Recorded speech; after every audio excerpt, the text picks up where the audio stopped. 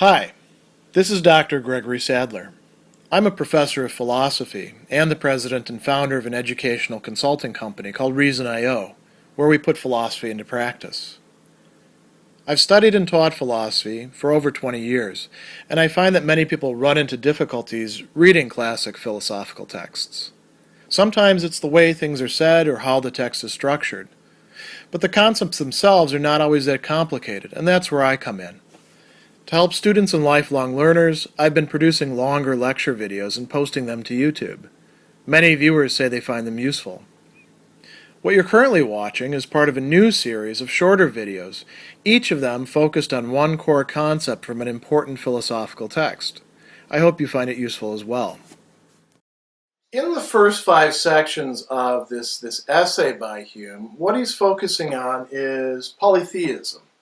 The belief in many gods, deities, spirits, whatever you like, with none of them being completely on top or in charge or somehow responsible for all the other deities.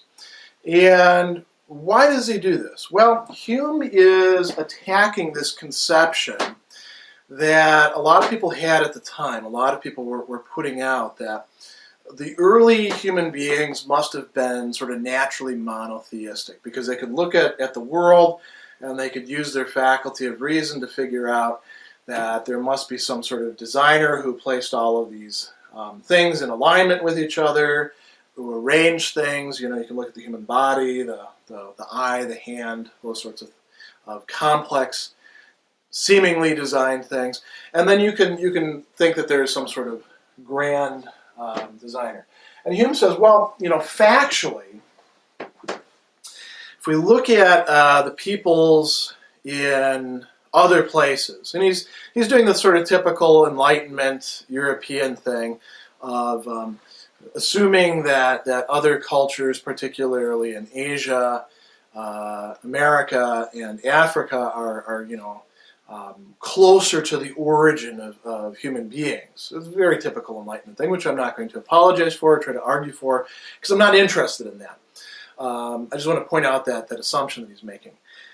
He says that if we look at those people, we can see that they're all idolaters, or, you know, better term, polytheists. They all have some sort of religious system which doesn't have a monotheistic top god who is responsible for everything, who is, you know, something like the God of natural theology or the God of Judaism, Christianity, and Islam. A monotheistic, you know, all-powerful God. So, what he's saying is, if we look at those groups and then we look at history, we can see that, you know, until fairly recently, there hasn't been a lot of people who are theists. Sure, there were the Jews, but they're pretty negligible in Hume's account. And we can also talk about certain philosophers through time. You know, if you knew about Akhenaten, he might have pointed out him as well. But those are, in his view, sort of aberrations. Those are not the mass of humanity. Monotheism is something that historically comes onto the scene, and we want to figure out why that is. So, does it come about by thinking of some sort of perfect being, some sort of creator of the entire universe, some sort of divine arranger and designer? Hume says no.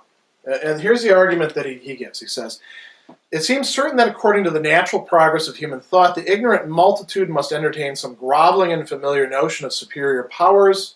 So they must think of, you know, the polytheistic gods before they stretch their conception to that perfect being who bestowed order on the whole frame of nature. And then he talks about this in another form. He says, we go from the less perfect to the more perfect by a process of abstraction, of pulling things away. And in any case, what we're doing here is something that's essentially anthropomorphic. We're projecting qualities of human beings, and we'll get to exactly what those are in a moment, onto the gods or God.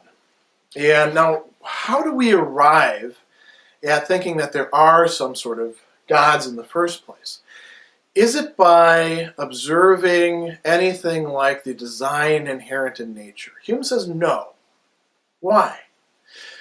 Well, because it's always there. And we're not paying attention to what is always there in our environment. We actually pay much more attention to what's different. He says, a barbarous, necessitous animal, such as man as the first origin of society, pressed by numerous wants and passions, doesn't have any leisure to admire the regular face of nature or make inquiries concerning the cause of those objects to which from his infancy he's been gradually accustomed. Instead, what are we focused on? We focus on what's unusual, what's striking, or what we're afraid of, what poses a danger to us, what we need. And he goes on a little bit further. He says, not only can we understand this to be the case by looking at historical societies, we can also do a kind of thought experiment, and Hume will do a few of these over the course of this work. He says, if human beings at the start had some notion of a supreme being, they would never get rid of it. They would never drop into polytheism. The same principles of reason which at first produced and diffused over mankind so magnificent an opinion must be able with greater facility to preserve it. The first invention and proof of any doctrine is more difficult than the supporting it. And he says, if you think about the way it works with legends, okay, somebody comes along, some hero, and then people tell stories about him, and the stories get kind of, blown out of proportion. Sooner or later, you get some gods on your hand, or heroes, or whatever. But it doesn't work that way with, like he calls, speculative opinions. A speculative opinion would be there is a designer of the entire universe who created it and arranged everything for the benefit of the beings within. Once you have an idea like that, Hume says you're never actually going to lose it if you arrived at it by reason. He says, if these opinions be founded on arguments so clear and obvious as to carry conviction with the generality of mankind, they're going to be preserved. If the arguments are more abstruse and more remote from vulgar apprehension, the opinions will always be confined to a few persons, like the philosophers. And as soon as men leave contemplation of the arguments, the opinions will immediately be lost and buried in oblivion. And he says, what you got there is a dilemma. Either it's totally clear by reason, or it's not totally clear. If it's totally clear by reason, you'd never abandon the monotheism in the first place. And if it's not totally clear by reason, only the philosophers are going to buy into that anyway, and everybody else is going to be down here. So that's section 1. Let's go on to section 2 now. He wants to talk about the origin of polytheism. Where do we get this idea from? And here he says something that's really quite interesting. Now, a lot of people traditionally have explained the origin of belief in gods by saying, well, human beings were looking at natural phenomena and they were impressed by them, and they kind of thought that those must be divine in some way. So, the sun comes out and, there's a god, the sun. There's the moon, cast light as well, there's another god. That river over there is a god. The big oak tree over there is a god. And he says, if we were actually paying attention to nature, we would actually be drawn to monotheism, not polytheism. Why? Because if we look at nature carefully, we notice it's like one vast machine, and one vast machine is not going to have a whole bunch of workmen making it. It's going to have one single designer. So if we don't start with that, where are we getting our conceptions from that are going to lead to polytheism, he says? If we leave the works of nature and we trace the footsteps of an invisible power in the various and contrary events of human life, we're necessarily led into polytheism and the acknowledgement of several limited and imperfect deities. And he gives you a whole bunch of examples there.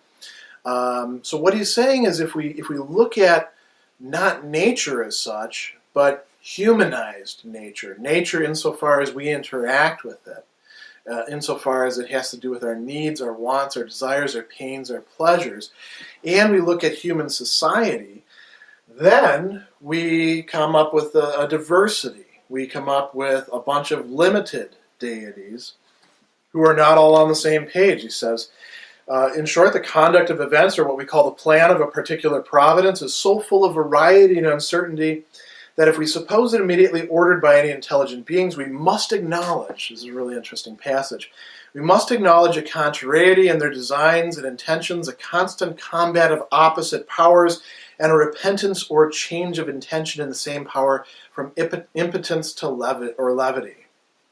And so he says our first ideas of religion are not coming from contemplation of the works of nature, but concern with the regard to the events of life and the hopes and fears which actuate the human mind. So where are we getting our polytheistic conceptions from? Let me do a little bit of erasure here. Where is polytheism coming from originally? Human beings who experience what? Passions and differences, unpredictability. We experience ourselves as beings which need things. We also experience the world as one that does not fit our needs. So he says, it must necessarily indeed be allowed that in order to carry men's intention beyond the present course of things or lead them into any inference concerning invisible intelligent power, they must be actuated by some passion which first prompts their thoughts, some motive which urges their first inquiry. What passion should we focus on? Here he runs through a number of them. Should it be speculative curiosity? Did mankind say, I wonder if there's something bigger than me? No, Hume says, what are the passions that worked upon us? The ordinary affections of human life. Anxious concern for happiness. Anxious concern for happiness. The dread of future misery. The terror of death. The thirst of revenge. The appetite for food and other necessities. That's what gets us to start paying attention to our environment, to actually take our experience and process it. And that's what allows us to think that there are various gods or deities or spirits. So he says these unknown causes, when we start looking at things, we don't know what's causing them. So these unknown causes, we say, are gods. They become a constant object of our hope and fear. And we also use our imagination. By using our imagination, we project onto these gods what it is that we already do know, or think that we know. We project onto them, he says, there's a universal tendency to conceive all beings like themselves, to think that the gods must be like human beings, to transfer to every object those qualities which they are familiarly acquainted and of which they are intimately conscious. We know what it's like to be a human being. We know what it's like to have passions, desires, to reason, to abstract, to imagine, because we indeed ourselves do it, and we see other people doing it. We know what it's like to communicate. We know what it's like to cry, to laugh. And so we're going to attribute all of that to the gods. And he says, no wonder that mankind being placed in absolute ignorance of causes, why things are the way they are, and being at the same time so anxious concerning their future fortune, should immediately acknowledge a dependence on invisible powers possessed of sentiment and intelligence. So we attribute to them thought and reason and passion. And another thing that goes on as well is these beings are ubiquitous. They fill up everything. He says every aspect of human life, every aspect of experience, has to have its governing deity. So he says, if we think about what kind of passions these are, I'm going to skip over this rather quickly. This is in section 3. They're largely what we would call morbid passions. They're not the passions that make us into better people. The things motivating polytheistic religion tend to be things like fear, revenge, hatred, lust, all those sorts of things. Now in section 4, it's titled Deities Not Considered as Creators or Formers of the World. And this is kind of an interesting argument that he's making here. He says, if we think about the gods of polytheists, they're really no more ontologically, in terms of their power or their stature, than sort of like spirits or fairies or goblins. If you have a monotheistic conception, and then you also admit of things like he says fairies or elves or even the angels, then the gods of the polytheists are no better than those. And here he makes his first sort of polemical thing. He says, these pretended religionists are really a kind of superstitious atheists and acknowledge no being that can corresponds to our notion of deity, which Hume doesn't actually buy into, by the way. But he's willing to sort of, turn the European conceptions on their head by praising them. And then he gives a whole bunch of examples here, and I'm going to skip over the examples. You can read those on your own.